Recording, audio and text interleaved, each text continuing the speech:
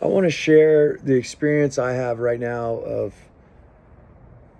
a lot of sometimes pushback, doubt, because as an unconventionalist, sometimes, you try things that haven't been done.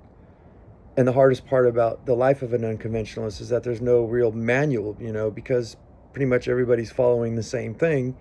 There's nobody really ahead of you that can kind of give you some guidance. I mean, I think we're all on our own. The only time we were ever truly physically, mentally, I wouldn't say spiritually, I mean, spiritually as well. We're still connected spiritually when we're out of body, but when we become our own entity. But when you're in your mother's womb, that's truly when you were part of her, what she ate, what she thought, if she got cold, all of that kind of stuff affected you. But other than that, once you come out, there's no protection, there's no really direction. So it's a very difficult navigation, I think, you know, entering into the great unknowns, not unknown, the unknowns. So there's many of them. But it's almost like a more than a pimple. It's like one of those boils you get when you were younger, where it hurts you. It's there, you're aware that it's there, and at some point it's going to pop. You either pop it or it ruptures itself, but it's kind of painful and just something you have to kind of get through. And that's where I see starting something new, especially going against the grain. You have to work your fucking ass off. And the worst part is you don't even know if you're even going to make it. And that's the position I'm in. I don't even know if I'm going to make it. But I love what I do. I keep finding things that spark my interest. And I just keep plowing and plowing and plowing. And from the looks of it, you would say, you know, this person's almost 50 years old. They haven't really succeeded at anything. They don't have a house. They don't have a car. You know, shit, me and my special needs daughter were almost homeless at one point. Not due to financials. I mean, I make money and everything. It's just the fact that my position is I've got this person that I have to take care of all alone. And it was thrown, well, it happened very quickly where I had to quit, redefine the nature of my associations. And I have to lug her around with me everywhere. Roofing contractor by trade, that's how I make money. Been doing it for years and years. So now I'm faced with the fact of, can I make some sort of income with this child at my side and find something that will last forever? And this is like the old chewing glass staring into the abyss. So a lot of opposition, tons of opposition.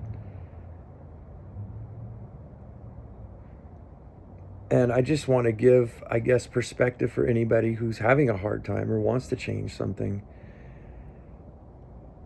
The way I see it is that if I don't change things, I can't follow the norm, I'm pretty much going to die from stress, not being healthy, not being happy, a poor environment. So you might as well die trying, right? Keep trying and trying and trying.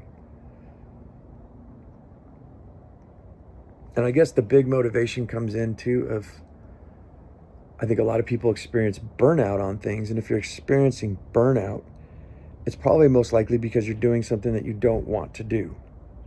That's why I flunked. I was horrible in school. I just could not retain any information from anybody, from anything. I just didn't want it. But once I wanted it, then I became unstoppable. But it was things that I was interested. I learned the way I wanted to learn. And I think that's in our lives. If you want to change your life to something new, you have to fight yourself even sometimes to break through that pimple, to create what it is that you want. And this is the best day and age to ever live, you guys. I mean, AI is just freaking phenomenal. I mean, I'm taking photos of my bank statements right now and just having it add everything up.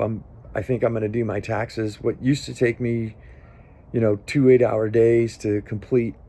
I think it's going to take me like maybe 3 hours, right? So it's little things like that that I look at with the technological advancements that we have, and putting bits and pieces all together, both utilizing AI to create things like, there's such things like a parabolic lens, if you know what that is. It's like a giant magnifying glass. You can get these out of old TVs, and you put this, and the sun will hit it. It'll put this prism of light, this focal point of energy, and you can literally melt rocks and things with it. My thoughts were is to make a locomotive steam engine that produces electricity. I've already got schematics and things I was looking up with the aid of AI. I can find out, say, a stainless steel 55-gallon drum with an enclosure for pressure and also to add water so that it steams, and then a spout, and I can get the exact dimensions and keep trying to formulate a locomotive engine that's just got simple with almost no moving parts with a parabolic lens from an old television. These are just I'm not talking about that specifically, although that's pretty fascinating to me, but all the things that we could devise. I just want to be left the more the fuck alone, the more and more I keep on this adventure.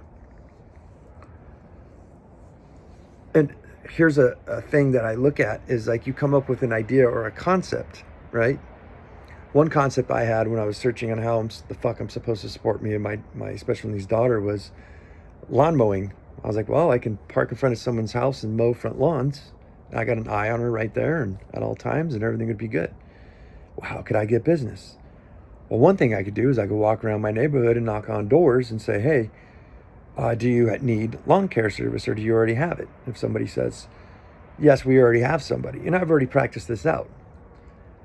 And I says, well, how much are you paying, if you don't mind me asking? I'm your neighbor, by the way, right down the street. My name's Adrian, I'm like, hey, pleasure to meet you. Yeah, I'm paying like $80. And I was like, what if I told you I could do it for 60? And they were like, well, that sounds great, but are you sure you'd make any money? I'm like, well, what I'm doing is I'm getting this neighbor and that neighbor and that neighbor. I'm basically getting this whole city block, so I never have to drive anywhere. So yeah, while Juan and George and whoever else is having to drive around multiple cities, I literally can ride my lawnmower to your house, mow your lawn, into the neighbor's lawn, into Jane's lawn, into Bill's lawn in one swoop, and get all your lawns all at once. So therefore I can do it for $60 a month instead of 80. This was just a concept that I came up with. Well, I'll take that concept and I'll put that into AI and say, utilize the principles of this concept and aid me in how I can solve a problem with fill in the blank. And you keep doing this with multiple things.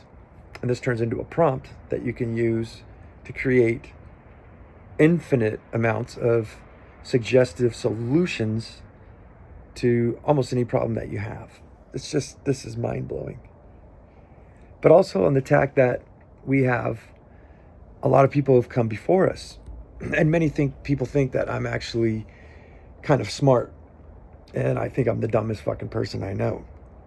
The only reason people think I'm smart is because while others are watching, tits and ass and puppy dogs fart on YouTube and social media and things like that, I'm looking things up. There are many who came before me who have done things similar and things completely dissimilar to what I'm doing. And what I've done in my life over the few decades here is cherry-picked all the great information that I could find to compile it into my life, to figure out how my life could be formed, how I can live a healthy, easy, unconventional life.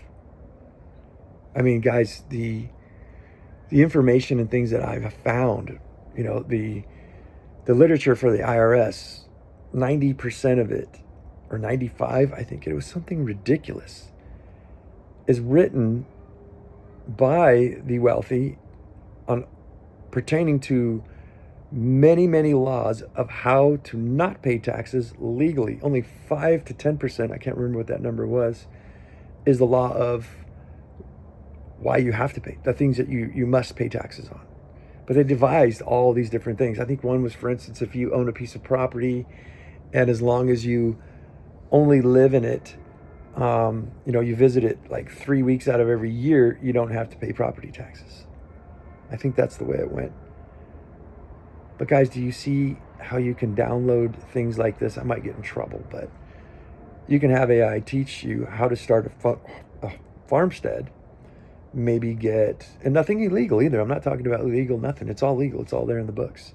Have it aid you in a way that you can write off, let's just say 80, 90% of everything you're doing. Maybe you would get an LLC and you would start a farm, right? Maybe you would monetize it through YouTube or social media or something. So it was your job. And those seeds you buy are write-offs. The plants you grow are write-offs. The water you use, the labor, the gas, all these expenses are write-offs because it's part of your business.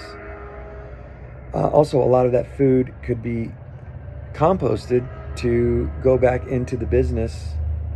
Sometimes some might fall in your mouth every once in a while. I don't know. That would probably be illegal though. But you can literally devise a system almost, I don't want to say against the system, but using the system's own games against itself for your benefit. And this is what I think it's karate and martial arts, they teach you. The first thing you do is to not ever strike your opponent. You block your opponent's strike and you push them away. You push the energy back on them, and that tires them out. You only strike when you need to. Guys, the time to strike is now. I got to change a diaper. The unconventionalists.